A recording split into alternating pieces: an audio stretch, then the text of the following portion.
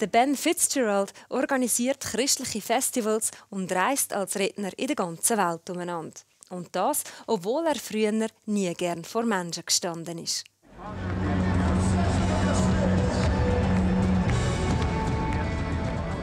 I was very afraid to speak, and I'd have this fear of people rejecting what I say, or I wouldn't say it good enough. In fact, I was even afraid to get on trains and public transport. I didn't want to be around people. I wanted to be far away from people. Heute steht Ben Fitzgerald vor tausenden jungen Menschen und spricht, wie hier Anfang September 2018 in Riga, über seine Erfahrungen mit Gott.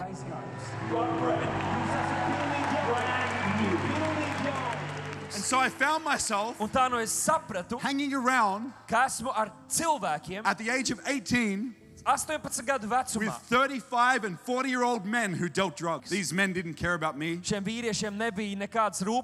cared what I could do for them. Anstatt mit Drogen zu dealen, reist Ben heute auf der ganzen Welt herum und erzählt seine Lebensgeschichte an Festivals, wie dem Awakening Europe.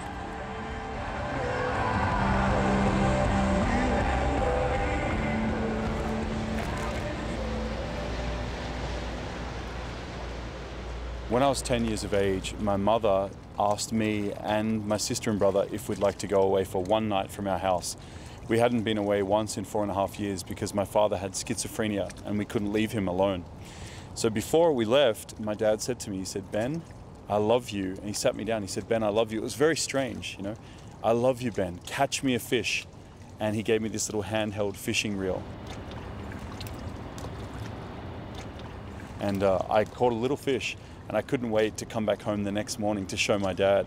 When we got home, I ran in the house, "Dad, Dad!" You know, I was calling out, "Where are you, Dad?" And he wasn't anywhere. And so I thought, oh, maybe he's asleep. So I went into the bedroom and I said, "Dad, I had this little fish." I said, "Dad, I caught you a fish." And I pushed him and I touched his head. He was completely cold. And I knew as soon as I touched him, he's dead. He's not alive anymore.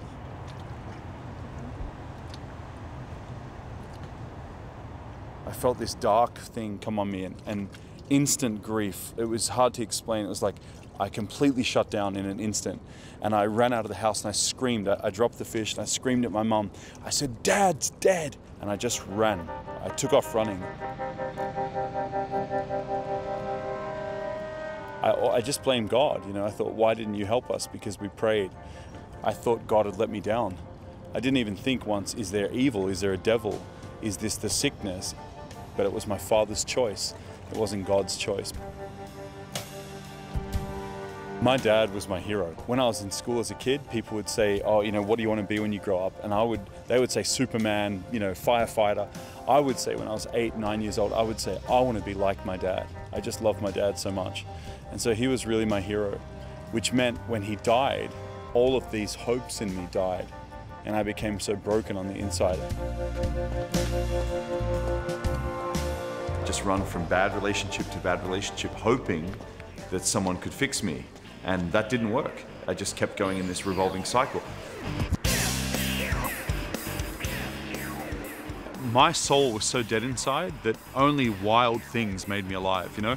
Like if I went to prostitutes, if I did crazy things. And one of the things I had revenge. Some people that owed my father money from many, many years before. And so I'd go to their store, 2 in the morning, smash the front window of their store. It was for the adrenaline, to feel alive. But the problem with that was, every time I felt that way, a little bit alive, afterwards I'd be more and more dead. And I got so dead. My mother prayed, and because of that, I didn't want to speak to her. I don't want to be around my mother because she's always saying, "I pray for you and God loves you." And I was like, I don't want to hear this. Don't pray for me. I'd even threaten her. I was just so filled with anger. And I said, "Get away from me." And she even spoke to me one time and she said, "Ben, not only am I praying for you, God has told me you will travel the world and you will speak to thousands of people about Jesus." And I didn't know back then, but my mum, she was right. I was at a nightclub. My girlfriend worked there. I saw everyone drinking, putting things up their nose, and it just felt fake for the first time. Everyone's just trying to find attention and significance, and so I left. I just said, I'm done with this. At home at 4 o'clock in the morning, I lit up a cigarette, I turned off all the lights. I was sitting there by myself. And all of a sudden the room began to feel like electric, like scary kind of feeling. and I knew someone's in this room. But then this love hit my heart, and I heard this voice inside me begin to speak to me, and he said, Ben. He said, Ben, like that, very strong, Ben, Ben. And he said, I love you. I have a plan for your life. And I didn't have to figure out who are you. I knew somehow, it's Jesus. It's Jesus speaking to me, and I felt this overwhelming love as he spoke to me for 1 hour. My girlfriend came home not long after that experience, and she looked at me and she's like, are you okay? And I said, yes. I said, Jesus spoke to me. And she goes, what? I said, are you right? I said, I'm sorry. I love you. I care about you. I'm sorry for all that I've done.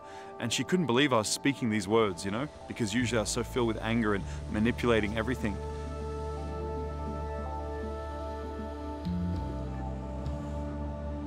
I didn't want to be around people. I was very, very shy. And when I was asked to speak, I could hardly speak. It was just fear all the time. Am I saying the wrong thing? People are thinking bad thoughts about me. And then by having that peace that comes from God, all of a sudden you realize you can overcome that. You can live your life without fear. If I get fearful thoughts and they still come to me, I just push them away in my mind. You know, it's like I feel them coming and they want to try and take over me and make me feel paralyzed or stiff. And I just push them away like, no, I'm choosing to not live that way. I'm choosing to be genuine. I want to be real. And I don't want to live caged by fear. That's right. I ask God to fill me with courage, and then I step forward. And I found that most of the times when I'm afraid of something, it's not real. Fear is just fake, and there's nothing to be afraid of. I can see His blessings. I feel it every day. I love the waves. Why? Because it reminds me of where I grew up. I love the waves because I grew up near the beach, you know, in Australia, and so I missed being with the water. But my calling to Europe is more important than water.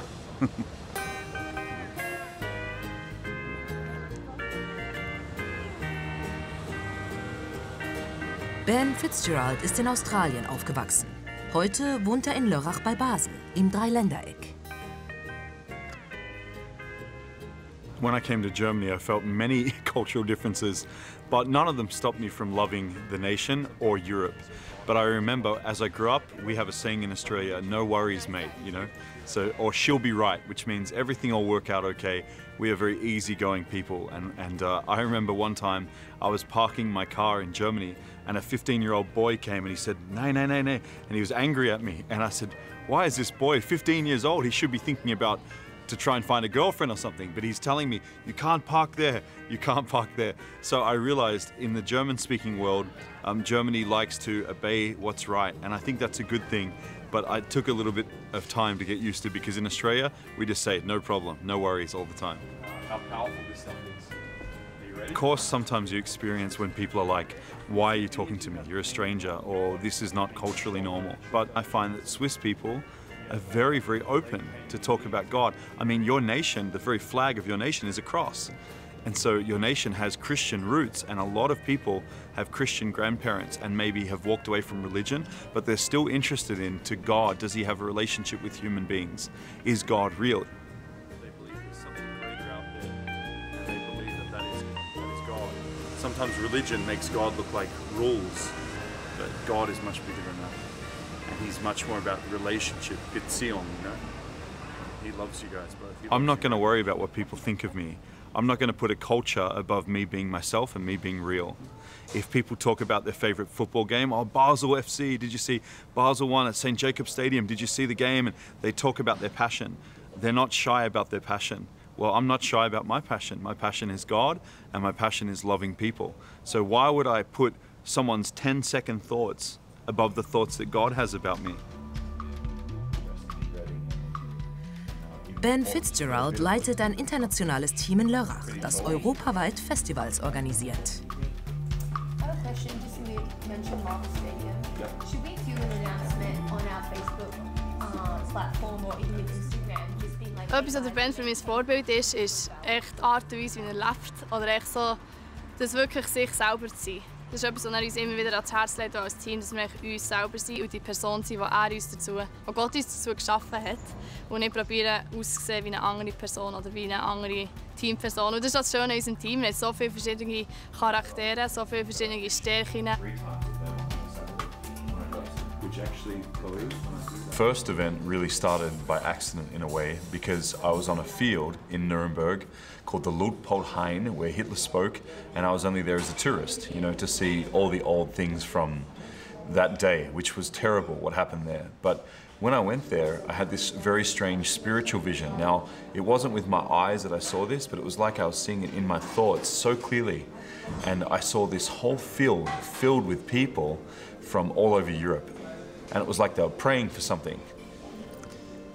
And so from this vision, I was like, whoa, this really struck me very deeply, you know? When we actually begin to plan this big event, we went right next door to it. There's a stadium that Hitler built.